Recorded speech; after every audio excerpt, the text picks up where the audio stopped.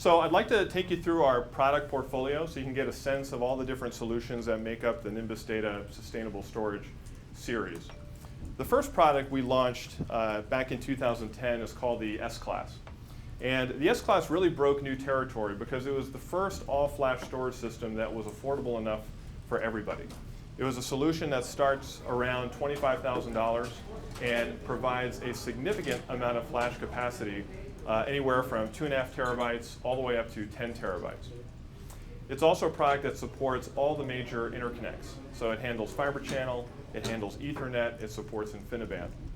And it also provides exceptional performance, delivering 800,000 IOPS of performance, up to 8 gigabytes per second of performance out of a single enclosure. At that price point, really broke the mold. Historically, customers would invest 6 figures, if not 7 figures, to get maybe half that performance. So to be able to get this level of performance at this price point really was very revolutionary. And the S-Class continues to be actually our #1 seller today. We have over 200 units of the S-Class in production. It's a product that customers can set up in 10 minutes. It's just a tremendous, tremendous solution. It's been a very exciting product for the company and continues to be today. But where the S-Class left off was in sort of 2 key areas. The first was scalability. At 10 terabytes, that was more than enough capacity to hold 95% of the databases in the world.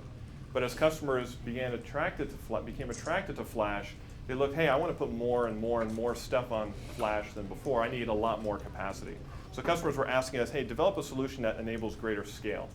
And at the same time, the S-Class has availability features that for some customers weren't quite enough. Some customers wanted to be able to do an additional level of non-disruptive servicing, such as non-disruptive software updates and non-disruptive capacity expansion. So to meet these challenges, Nimbus developed and began shipping a little over a year ago what we call the E-Class. Now the E-Class is a highly scalable flash memory system. It's actually the most scalable flash memory system in the world today. It goes from 10 terabytes on a small configuration up to half a petabyte on a large configuration. It leverages a no single point of failure architecture. So you have dual controllers. Those two controllers heartbeat between each other. There's approximately anywhere from a 10 to 20 second quick, very rapid failover time during which all I/O is maintained and all sessions stay active. It continues to support all the protocols today, Ethernet, fiber channel, and InfiniBand, like the S-Class, and delivers a similar level of performance in a neighborhood of around 800,000 IOPS and about 8 gigabytes per second. So with this product and the S-Class, the combination of the two, we've really got a solution for anyone. Whether you're a mid-size enterprise that has a finite requirement for a database use case or a VDI use case, the S-Class is perfect.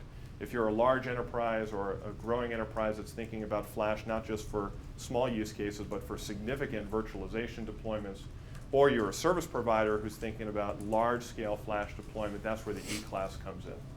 So both these products have been shipping, like I said, the E-Class for over a year, the S-Class for over 2 years, and they've been doing phenomenally well. How many of these do you have? The E-Class, I think we've shipped over a petabyte of E-Class over the past 12 months. Yeah. Now, we weren't about to sort of sit on our laurels and pat ourselves on the back too long for the S-Class and the E-Class because we felt that we could actually push things forward even more. There are 2 areas in particular we really wanted to push the envelope. One was around efficiency, particularly footprint, density, power consumption. Do whatever is possible to minimize the footprint of this storage as much as possible, because that's a huge advantage of flash. You don't have to deal with disks and sort of their traditional designs. You can really pack flash tightly together. You don't have to worry about vibration. You don't have to worry about heat.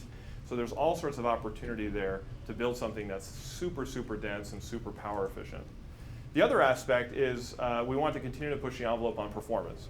8 gigabytes a second and 800,000 IOPS actually made both the S-Class and the E-Class absolute top-of-the-class performers, but we want to go even further. And so to do that, Nimbus developed and earlier this year launched our next generation platform called Gemini. And I have a Gemini system with me here today, which I'll be taking you through in detail so you can see exactly what we've done here. In a nutshell, the Gemini sort of combines the best of the E-class and the best of the S-class together in a next generation platform that sets records in almost every dimension: performance, density, power efficiency, scalability. It's an absolutely groundbreaking product. The first thing you'll notice about Gemini is this going to replace the other classes, or is it going to be an additional product line? It's an additional product line. So the S-class continues to fill a very vital role at that entry cost. And the E-class also continues to fill a role at very large scale. But certainly there are attributes of the Gemini architecture that you're going to see really be the driving force of our product line going forward. So the first thing you'll notice about Gemini is that in one system, we've attained a fully redundant, no single point of failure product.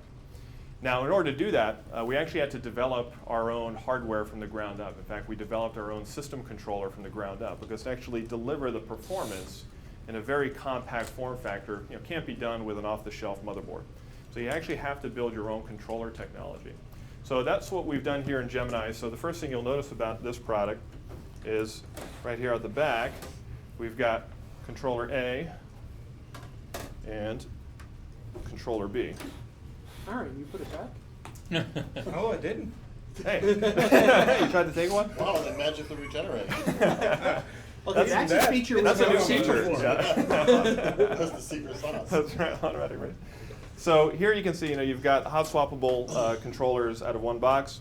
The other thing you have, of course, is hot swappable power and cooling. In fact, the system itself is so efficient that it doesn't really need a lot of cooling. So we were actually able to put both the power and the cooling fans in a single module. So we'll just disassemble this whole guy right before your eyes so you can see exactly what makes up this fella.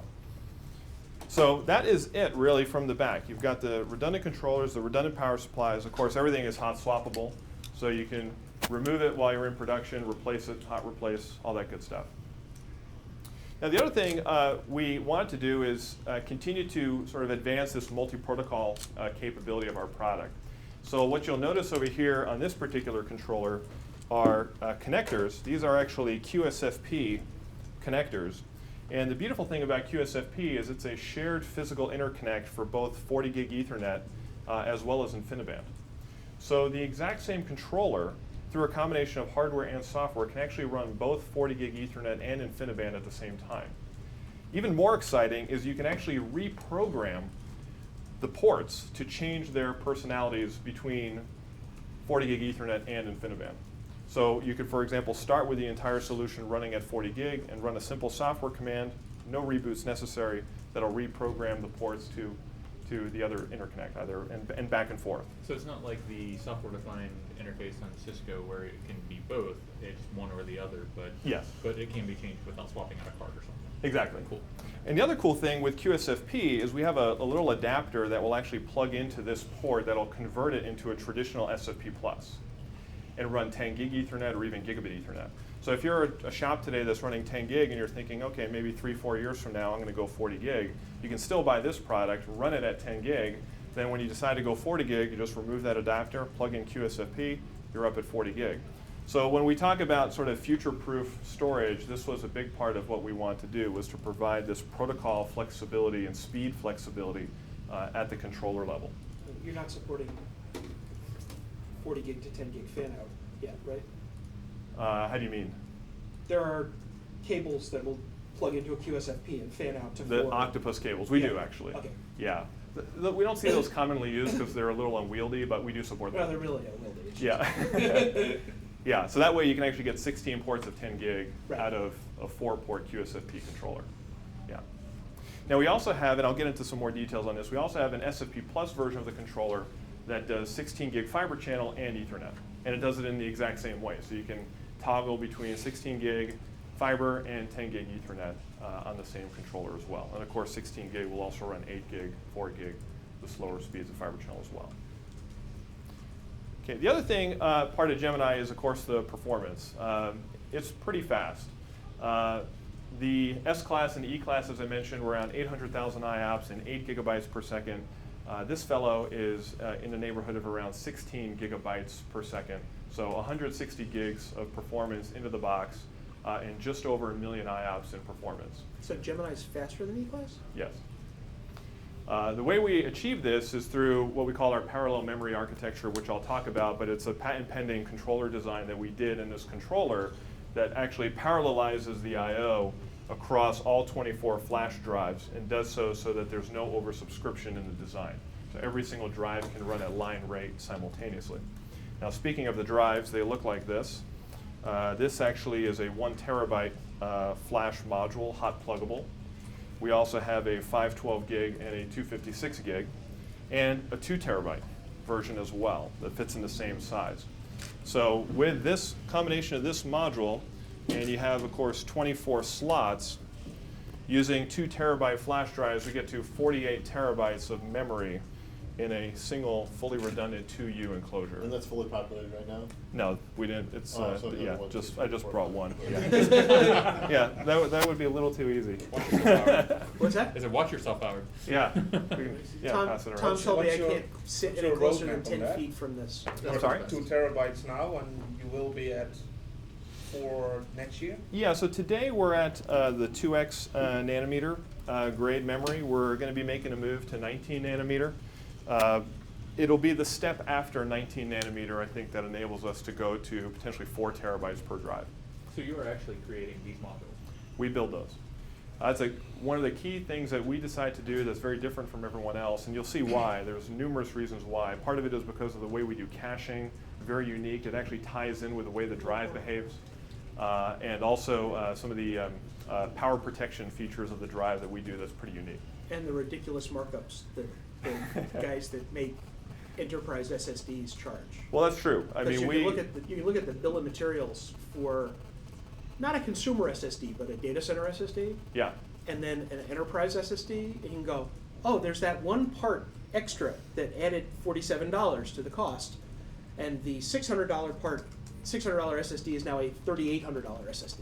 Right. It's usually the logo, right? It's silk actually screening. usually the ultra capacitor so that the RAM can get dumped to flash when the SSD loses power. Which is something we do in our design as well. I'll talk to that, yeah.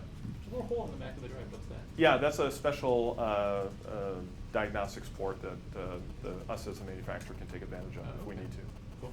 without actually having to pop open the thing.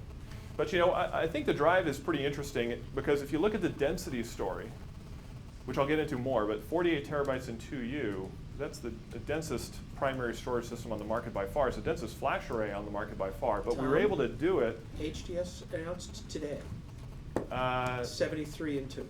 73 and 2, no problem. No problem. But that was today, so That yeah. was today. Yeah, and as a cache and among other things, they don't have to stuff controllers and everything in that same form factor. So basically it's just the storage. The controller and the compute is all somewhere else. So here we've actually stuffed power supplies, controllers, the whole kit, plus the capacity in this form factor. But I'll let you know we're not done at all. We've got some stuff brewing. But my point is we've been able to hit this huge density without having to resort to some of these very specialized DIMM-like form factors. Which is what they did. Right. And so the advantage of this is that you get, for the end user, that familiar serviceability. You know, okay, it's a hot swap pluggable thing like a drive. It's front loading, so you don't have to kind of pull the whole chassis out of the cabinet, pop off the lid, and kind of find your way around the right PCB to pull out. It's safer. It's, of course, something that is very easy to do for a layman. You will count. Sneaking your fingers in between PCBs lined up can be tricky. So I think our point is that just to achieve density doesn't mean you have to compromise serviceability. We've been able to do both. And we found that with service providers, that's a pretty big deal. So we talked about performance. The other thing that we've done with this design is we've improved the endurance significantly. The S-Class and E-Class are designed for approximately a 5-year endurance. Gemini doubles that to a 10-year endurance. Now we've been able to do that through a combination of hardware and software. I'll talk to it a little bit more as we go along. Density, I think we've already covered. At 48 terabytes in 2U, that works out to a petabyte of capacity in an industry standard 42U rack form factor. So it's a tremendous amount of capacity in a small footprint. So the S and the C class are both rated for 5-year lifetimes? Mm-hmm. Do you advertise that? Yeah, Okay. yeah. And Gemini is advertised for 10 years. Are they MLC as well? Correct, yes. Yeah. Is that advertised or guaranteed? I'm sorry?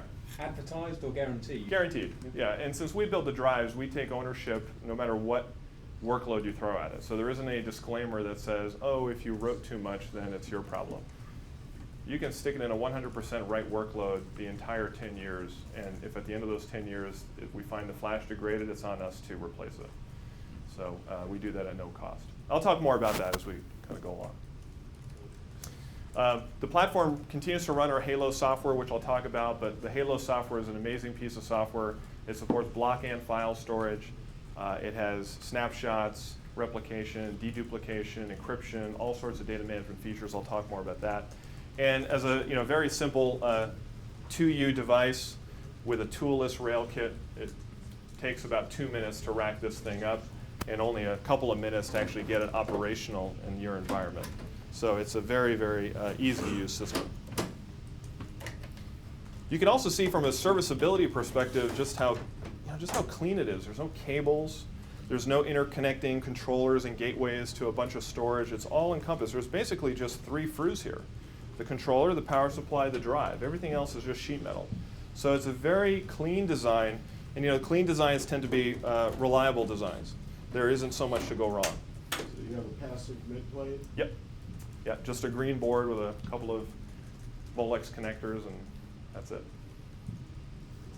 So the OS lives on the controller themselves? Yes. So inside here, there's a little actually dedicated flash module that runs all of our software. So that way you don't have to sacrifice any of the actual system's capacity for OS or logs or anything like that. It's actually all in here. Love this thing. Sorry. Yeah, let's do that. So here's a rendering of the back of the system. As I mentioned, this is a Nimbus proprietary, Nimbus developed design. We've applied for a couple of patents relating to the design. I'll talk to those. You can see that they can typically be run in an active-active manner. And there's no external controllers, no gateways, no cabling, very clean, very reliable design. As far as the port identification, you'll note a very nice touch. Not only a dedicated management port, but also dedicated lights out management. So the lights out functionality means that you can do things like remote power cycle the unit, get to the serial console remotely. And with companies putting data centers in far off places where power and space are cheaper, this is a very nice touch. You also have the ability to load software via USB.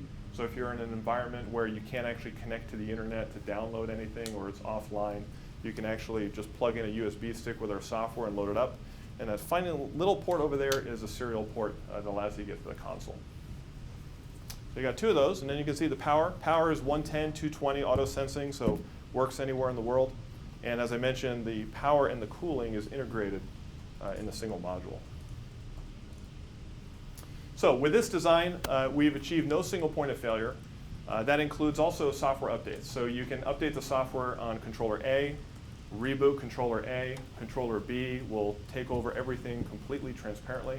Then when A comes back online, it'll automatically reattach to the other controller, then take controller B offline, update its code, repeat the process, so it's completely seamless. So no planned outages needed whatsoever for the software updates. You can also get the system, for example, partially populated, half populated actually. So what that means is you can actually slot in additional drives non-disruptively to grow the capacity. Everything's hot swappable, as I talked about. The flash itself is RAID protected, so you've got 24 flash drives in here. We support both single and dual parity RAID. We support sparing. We also support RAID 10, although very few customers take advantage of it because of the performance of flash. You just don't really need RAID 10 so much. We also, I'm sorry? So, I mean, given that it's RAID, how do you do non-disruptive capacity expansion? I mean, if you've got, you buy it half populated, you build a one, then you add a couple of drives, then what? Yeah, we can grow the RAID group. Or alternatively, you can make a new RAID group and then create a pool that binds the two RAID groups together. So it's configurable depending on kind of how the customer wants to do it. So we have a concept of what we call arrays that then form pools. From pools, we carve volumes. A volume is effectively our file system. And then from this unified file system, you carve out data stores. And the data stores can be iSCSI block, fiber channel block, SRP InfiniBand block, NFS file, or SMB file. And I said, Howard, I said SMB just for you. And Last for time me. you That's bugged me him. about, oh, is it you? Okay, sorry. My bad. SMB SIFs. He does it. Stephen is the leader of the Never Say SIFs club. Never say SIFs? Okay. Gartner calls it SIFs. I see, that's why. Why do you have to say that? I thought the entire Tech Field Day organization was on the Never Say Gartner. Ha. Why do you have to say that? Okay, so we talked about the kind of the multi-protocol connectivity. This is actually where the Gemini name came from, in case anyone's curious. So, as we were kind of in the 11th hour naming this product, for a while we were thinking, should we keep kind of go with the letter class, something class, and we decided, no, we're going to give it a name. So we thought Gemini because of this sort of dual personality functions of the controller. However, actually, it has a deeper meaning. If you're just interested, out of curiosity's sake, I'll tell you. The first thing is also the Gemini, actually the spacecraft from NASA was two people, side by side. So that's sort of another little clever tie-in to our dual controller. And the final thing is the whole Gemini program from NASA was actually designed to test human endurance in space, before the Apollo missions, of course. So it just kind of had this cool tie-in between the multi-personality, the dual redundancy, and the endurance improvement that we achieved. That's where the Gemini name came from, in case you're curious. So the letter from Mercedes-Benz didn't have anything to do with it? Oh, the G series? Yeah. Maybe. Oh, there you go. The G class. The I want G class. the AMG. That's what Yeah, I the big tank. So as we talked about, there are two flavors of the controller. There's the QSFP flavor and then an SFP Plus flavor. The QSFP flavor supports all the way up to FDR speed InfiniBand, in addition to 40 gigabit Ethernet. The SFP Plus version supports 16 gig fiber channel as well as the lower speeds, and 10 gigabit Ethernet. It's programmable, what we call future-proof, so that customers can buy the latest speed today, still plug it into their existing network, and through a very simple adapter change or transceiver change, take advantage of those higher speeds later on. No forklift on the controller or on the array. Okay. Cool. All right, so a lot of yesterday's panel focused on sort of next generation storage architecture, and we're a big believer that off-the-shelf hardware is simply inadequate to build a competitive flash array. And when I say competitive, I really talk about the two areas that customers care about: speed and density and associated efficiencies. Off-the-shelf servers were not designed for flash. They were designed for processors, and they were designed for hard drives. So companies that simply take a server and remove drives and slot in SSDs are going to find very quickly they do not have a very competitive solution in the market based on speed or based on the efficiencies. At the same time, those companies really don't have any differentiation compared to what the existing vendors can do. It's very easy for an existing vendor to simply remove hard drives and put SSDs into their solution. So really, what is the value proposition if you're not actually innovating on hardware? We believe you must innovate on hardware, and of course, you must innovate on software too. So one step at a time, we'll talk about our hardware innovations, and then we'll get into the software innovations. So the first innovation I want to talk about is this parallel memory architecture. In a traditional storage enclosure or SAS JBOD or server, there's a tremendous amount of oversubscription in the design. And this has been commonplace for, I think, probably 5 years, maybe even 10 years. And part of the reason for this is because it's cheaper to build it that way. It's cheaper to put a SAS expander, one chip, to route all the I/O than to actually deliver a non-blocking sort of switched architecture inside an enclosure. And it wasn't really a problem for hard drives, because hard drives cannot run at the line rate data speed of, say, 6 gig SAS. A 15K hard drive is maybe going to run 200 megabytes per second. So that leaves 400 megabytes per second on the SAS channel basically unused. So the idea is, okay, not a big deal to have arbitration and oversubscription in design, because hard drives aren't going to push us anyway.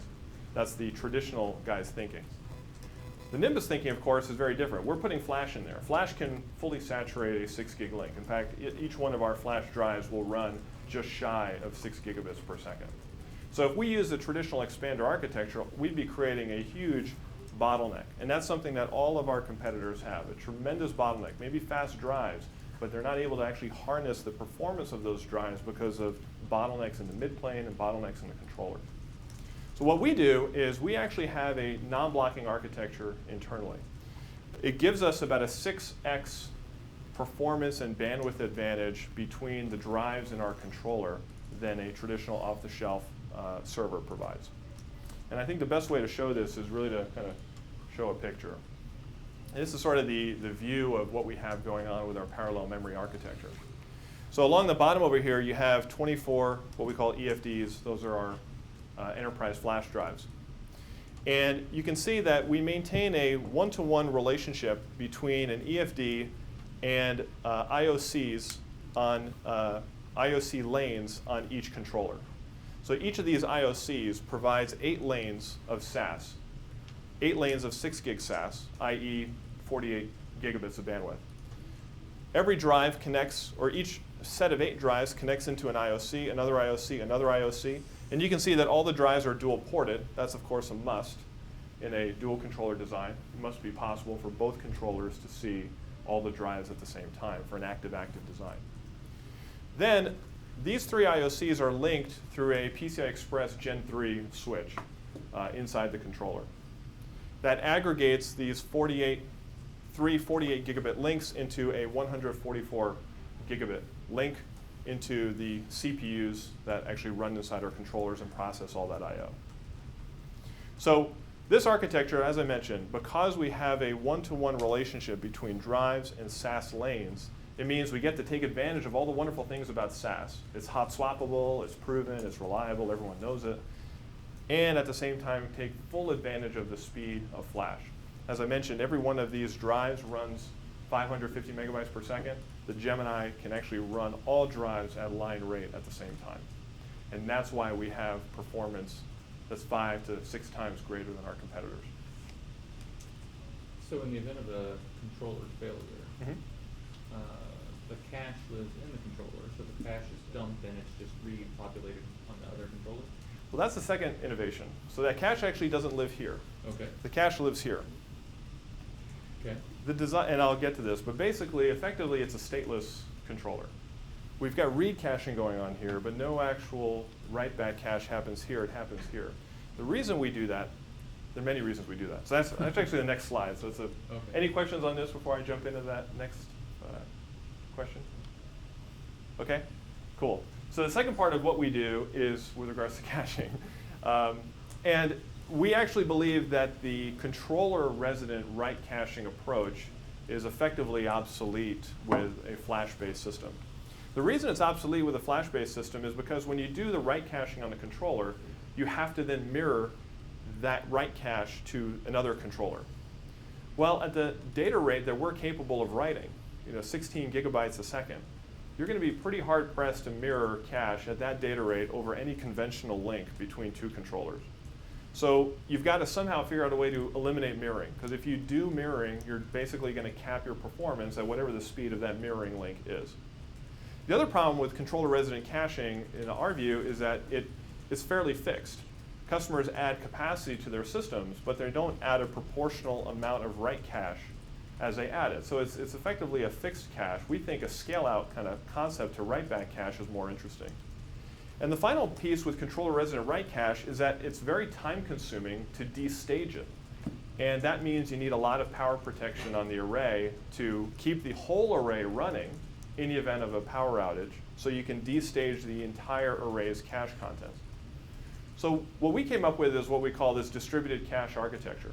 And effectively what we do is we relocate the write cache from the controller to the actual flash drive. So I can grab my little prop here. So inside of here is not only flash, but also DRAM. And the DRAM actually holds the write-back cache. This is sort of a way to view it. So you have an ASIC inside here which does all of the wear leveling, the ECCs, all the garbage collection processes are done here. But when data actually comes into the drive, it goes into DRAM. And from DRAM, it's actually committed to the application. And then the ASIC moves the contents of the DRAM into the flash. Now, this drive is individually power protected through capacitors. So we use tantalum capacitors within the drive. We use tantalum, a little bit more expensive, but much more reliable. It's not as temperature sensitive as supercaps are. We use tantalum capacitors in here so that in the event of a power outage, we can have plenty of time to destage the DRAM that's within the drive into the flash that's within the drive. So it's a beautiful thing, because now in the event of a power outage, I don't need to keep the entire array running. I just have to keep the ASIC and the flash and the DRAM running, which means we can deliver write-back cache without any UPS or any sort of external power protection. This is a big difference from somebody just putting a plain old SSD in a chassis. Yes. I mean, it's one of the many big differences from just stuffing SSDs in a disk chassis and calling it a day. Yep. And the idea that you can scale the DRAM with the flash is really, really powerful. I like that story. Yeah, It's thanks. It's a big advantage, right? Although, Like, not to rain on Tom's parade. Go ahead, Wayne. Rain. This architecturally, this is what a lot of enterprise SSDs look like. Although, while Tom hasn't let me take one of his apart, I suspect the ratio of DRAM to flash is higher in the ones that Nimbus is building. You could ask But- him. I could. Yeah, usually DRAM in the traditional enterprise SSD is actually not its own chip. It's actually just some DRAM that's within the ASIC. Yeah. And the goal is to basically ensure that any in-flight stuff is protected. Here, there's actually dedicated DRAM. So it is a higher ratio. The other big part of it, too, is the hold-up circuitry. Because with a consumer drive, there's oftentimes virtually no hold-up circuitry. Consumer drives, you know, the SSD loses power, you lose data.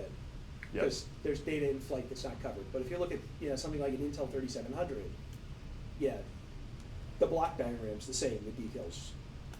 Well, I think the key piece is that this might be inside this in those designs, so they don't have quite the same level of capacity. Yeah. Also, of course, being able to achieve 32 placements in a drive that allows us to get to this 2 Yeah, no, terabyte you figure have is a huge. substantial density Yeah. advantage over there. Yeah, they're sending the 800 gig ones, which are the biggest ones they have. Yeah. Without getting in too much into the architecture, is the DRAM independently addressable by the system? I mean, No. So the ASIC is the only thing talking to the DRAM. Yes. Okay. Yeah. So this has a number of ramifications. I mean, for one, as you add capacity, you add cache. You don't have to mirror the cache. It allows the controllers to be stateless.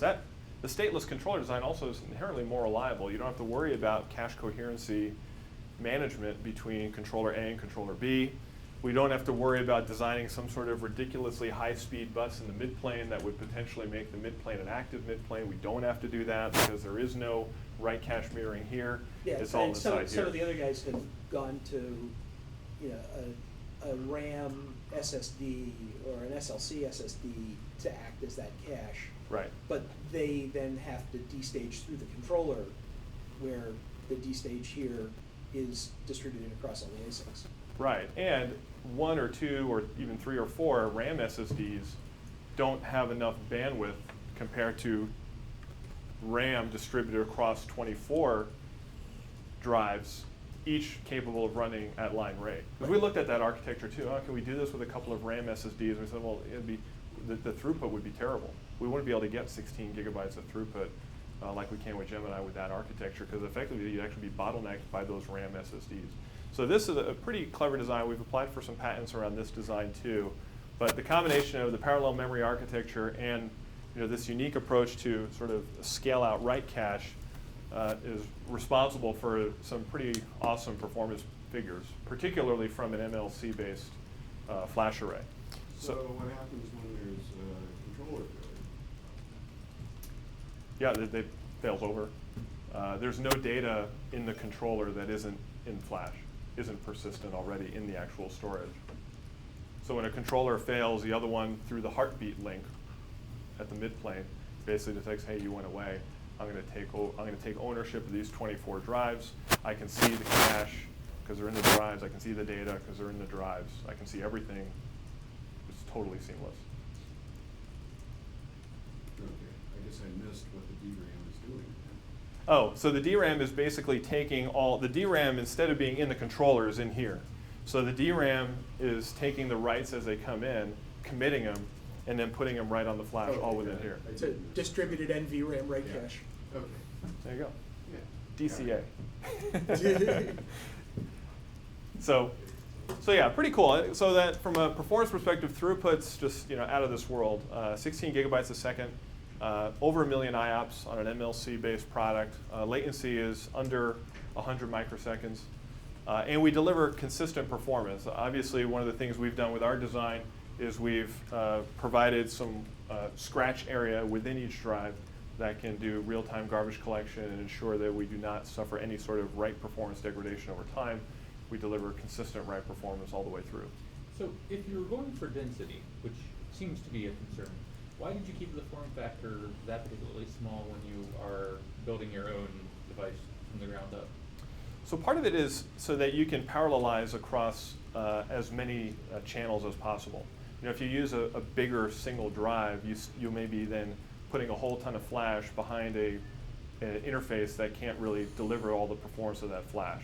Okay, so that is the maximum right now that we could get into that particular channel size for that arrangement. Yeah, 2 terabytes, Okay. 6 gig SAS. Okay. Now the future, obviously 12 gig SAS is a possibility. Also direct kind of PCIe interface to drives is also a possibility. From our perspective, it's going to come down to what's going to deliver the most performance with a minimal power budget and minimal increase in footprint. So right now, what is your impression of SCSI Express and NVMe? As far as a potentially being a native just as somebody flash who's device. looking at things and evaluating them things, how do they look? My principal concern with them is just their maturity around hot swap. And also their maturity on the ability to be dual ported, because obviously everything we do must be dual ported. Also the power consumption of the native PCIe flash processors is high. Is it? Yeah. So as much as it's sort of appealing to, okay, maybe you can get rid of the SAS ICs, the SAS ICs are only adding about, they're adding, let's see, 1 watt basically per drive. They're not really adding a lot of power. And the flash management processor on SAS is around 6 watts, whereas on PCIe we've seen around 15 to 20 watts. So right now, if I had to make a call, I'm not sure which direction I would make. I think 12 gig SAS is a much easier transition, and I think it'll be a real product sooner than native PCIe. Well, there are native PCIe SSDs today. Not dual ported. Not dual ported. No, and that's the big issue. You need that. Now, Micron and others are working really hard at it. Micron's obviously the most obvious one. Yeah. But we've obviously talked to them. They know this is an area they've got to work on. So it'll be interesting. I think it'll come down to the finish line who actually gets a real product out sooner. I'm betting it'll probably be 12 gig SAS, but we'll see. So, I mean, you talk a lot about density, but that your device there is significantly narrower than the slot that it goes into. True. By narrower, you mean depth? Z height. Well, no, I mean just the actual. Oh, this. Drive Z height. Yeah. This dimension here? Yeah. Yeah, R2, that's to leave room for the 2 terabyte drive. So 2 terabyte drive actually uses the full thickness. Okay. Yeah. So we had to go to the 15 millimeter height.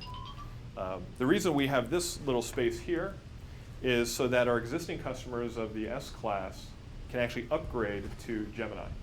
Now, S-Class uses single ported drives. So inherently, what we need to do is dual port them. So with S-Class customers that want to upgrade, and this is part of what we've done is always kind of provide an upgrade path for our customers, we simply actually install the drive over here. It leaves us about 1 inch where we can put a little adapter that dual ports that single port drive. So the S-Class customer can actually leverage all their existing flash drives, which is 80% of the cost, and go to the Gemini platform and get the HA and everything. That's another reason why we decided to stick with sort of industry standard form factors as opposed to somewhat proprietary ones, because it does allow for more flexibility. Now to your other point, or the point I thought you were talking about, was around this dimension. depth. There's that, too. I mean, this guy is 19 inches by 19 inches. It's very small. You know, if we leverage the full kind of 1,000 millimeter depth of a rack, what could we do? I would encourage you to stay tuned to some stuff we're working on. Oh, double depth You're SSDs. sneaky. I'm a sneaky guy. That's the Tommy. What Tommy? That's the Tommy Angel Tommy coming Angel. out. That's Yeah. right. I've got something for you. He's gonna deep six us. Nice little rack you've got here. Yeah. We should- we should do it. So, you know, and there was, Rack right you know, regarding the performance, you know, part of the reason we deliver so much performance is because with more performance on the storage side, you can scale better. You can scale wider, bigger, without necessarily worrying about the storage becoming a bottleneck. So there may be no single application that needs 16 gigabytes per second of performance. We find some that need close to that actually, though. But the idea here that you can do a lot more with less because the storage has so much horsepower. I don't think anyone would say there, you know, too much performance is a problem. It's always good to have more performance. As long as there are no speeding tickets. Right. Well, you know, we've just heard others say, you know, well, their performance is good enough. I've never heard anyone really excited to buy something that was characterized as good enough. You need to really be, I think, pushing the envelope. So we talked also about the endurance briefly. I'll just spend another couple of minutes on this. What we call flash lifecycle management. So we use MLC memory. We have in this latest design a very, very powerful flash management processor that's in here. It's about 3 times more powerful than our prior generation. But what we are doing now with Gemini that we were not doing in our prior products, which allows us to get even more endurance, is what we call flash characterization. Basically, the ASIC that's in here has the capabilities to look at a NAND chip and determine the variance of erase cycle support within the chip. So while the vendor may say this is an MLC chip that can do 5,000 program erase cycles, chances are that that's the lowest common denominator in that chip. There's probably cells that can do 6,000, 7,000, 8,000, maybe even 10,000. So if you just assume that the chip is 5,000 across the board, you're leaving quite a bit of money or endurance, if you will, on the table. So what our design does, it will actually characterize on a cell-by-cell basis within a chip and apply its wear leveling algorithm based on the true endurance on a cell-by-cell basis, not just the marketed endurance of a chip. This allows us to get about a 50% increase just by this feature alone over the manufacturer advertised endurance from a PE perspective. Then you put on, of course, the fact that we do wear leveling and ECCs, and also the fact that when we write data, we write flash-aligned block sizes, so that you never end up in a situation where a large write is coming through and it's straddling multiple flash pages. We always align with each page. The goal there, of course, is to minimize write amplification. So a lot of technical stuff. The net to the customer is a 10-year endurance promise on the product. And the way we calculated this is by looking at a data write rate of over a petabyte of data per week you could write to the Gemini platform, and it'll still go for 10 years. So a lot of customers say, I'm going to test that. And we say, you're more than welcome to test it if you can find a way to actually write a petabyte of data a week. But that's the kind of endurance that we have in this product. And because we build the whole thing from the ground up, we buy chips and then we build the drives, we stand by it. The other thing we do is we give customers a fuel gauge through the interface that allows them to see exactly where their endurance stands at any given time. Does the system ET phone home that? Yeah, so it's a configurable parameter if you want to be notified on a regular basis. Yeah, I mean, when should I ever get my Yes. SSDs to 80% of consumption? You'll know. I want the FedEx box to show up and an email that says, you're going to have new SSDs next week. Please don't replace more than one of them at a time. Or 2, depending on your parity scheme. Yes. Yeah. Yes. Yeah, it's every 10% it kicks in. So when you go from 100% life left at the beginning, you go to 90, 80, 70. Now, an interesting data point is one of our large customers who deployed over 2 years ago, there's still over 90% life left on their SSD, which has been in production for 2 years. Yeah, there's Yeah, I think to some extent we worry too much about write endurance because we don't write nearly as much data as we think we do Right. in a well-designed system. Yeah. I think to another extent we have to stop thinking about we buy a product, we put it in a rack, it stays there till we retire it, and go, there are some parts that get preventative maintenance. Let's think about SSDs like timing belts. The timing belt has to be replaced every 60,000 miles. Right. Nobody really worries about it because it's predictable, and as long as the system gives me a month's notice and says, sometime in the next month you should replace this part, and it's a hot swappable part, Yep. I don't know why people freak out about that as a problem. Yeah, I completely agree. I think providing that intelligence is key. And also, people want to know that it's 60,000 miles or it's 100,000 miles. It's not 10,000 miles. Right. I mean, I remember one of my cars, you have to replace the tires every 10,000 miles. It's one of those things you I kinda remember wanna that know. Lamborghini, yeah. No, it wasn't that one. Those are, I think, like every 2,000 miles or something. But yeah, I mean, you want to know something that's got innate endurance, ideally as long as possible. Are you getting 800,000 IOPS at 50% usage or 50% war at that point? There's no loss of performance as the wear increases. So there's two dimensions. There's the capacity utilization, and there's the wear. Neither of those two dimensions affect performance. Okay. One of our customers, they actually provision our systems 98% utilized. So, and that's a whole other interesting discussion, that in a traditional disk array, a NetApp array or something like that, you'd be happy to get 70% usage before you decide to say, oh, I got to get a new one because the performance is going to do this. And flash in general, right? With write amplification and things like that. Yeah, that with a consumer drive that isn't designed for you, those things can weigh on it over time, and why you get these fresh out of the box benchmarks versus over time benchmarks. So, we have to deliver that consistent performance we do through this design. But it also makes for interesting acquisition cost discussions, because while some vendors are taking the tack of, well, we'll compress it or we'll dedupe it to try to get it to be cheap, that always comes with disadvantages too. And existing arrays can do dedupe and compression as well. I mean, we can argue about 4K versus 512 byte, blah, blah, blah. I mean, apps today write at 4K. But the other angle is to say, look, you're buying 20 terabytes of raw stuff, but you're really only getting about 7 terabytes effective with that disk array, because there's the RAID algorithm, and then there's the fact that you don't want to run them at more than 60% full before people start complaining. So you actually are only getting about 35% of what you buy.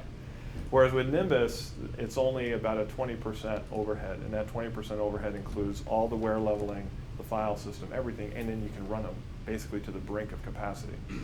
So that means that even if we're twice the cost per terabyte on a raw hardware basis, we're actually still cheaper from a usable terabyte perspective. And then you want to throw dedupe and compression on top of that, by all means you can. We do that too. Then the economics get even more interesting.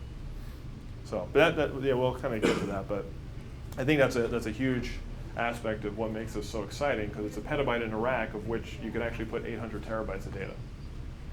Not a petabyte in a rack that really only holds 300.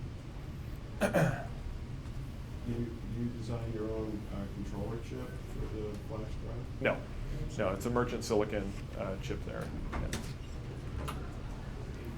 Okay, so we talked a lot about our drives. Just this will maybe reiterate some of those points. So we talked about the density, 2 terabytes in a 2.5-inch form factor. We also talked about the fact that the hot swappability out the front is a really nice advantage as opposed to some top-loading designs. And that there is no write cliff, since the design of the controller ensures that there is always a surplus of available free pages that have already been garbage collected, so that new writes never have to wait for garbage collection before they can be accepted. And that's another purpose of that DRAM element. The writes, when they come in, actually go into DRAM. The DRAM also helps provide sort of a buffer to ensure that the writes, when they go to flash, don't have to wait for a garbage collection process. And then we have built-in power protection in the drive. The power protection in the capacitors is about 10 times what we would actually need to destage the cache, just to provide plenty of buffer.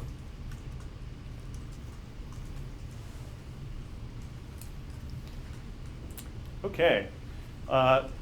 Lastly, again on density, we did an analysis of one of our significant competitors in the disk array business, using the latest 15K drives in the 3.5 inch to get the most density, with their existing their high-end controllers and so on.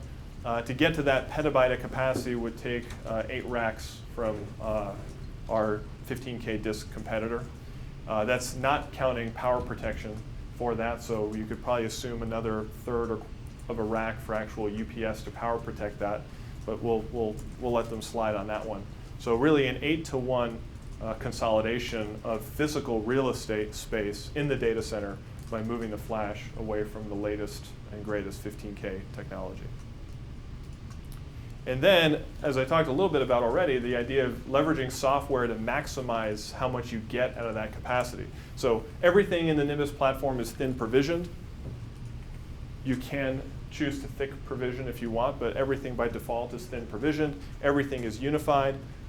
We have automatic reclamation using the T10 reclamation capabilities that VMware supports. So as you delete data, we actually free space on the array. Our thin LUNs stay thin, in other words. They don't start thin and then get fat and they never get thin again. They're always thin. And then, of course, we also provide inline deduplication, but we leave it to be selectable so that customers can choose to turn it on for data sets that will yield benefits from dedupe, and customers can leave it off for latency-sensitive applications that may not see benefits of dedupe. It's clear to me that dedupe will pay dividends in VDI, very unclear how much it will pay off in other use cases. So that's why we let customers actually create 2 tiers within the same array, one with dedupe on, one with dedupe off, and let them choose how they want to allocate their capacity.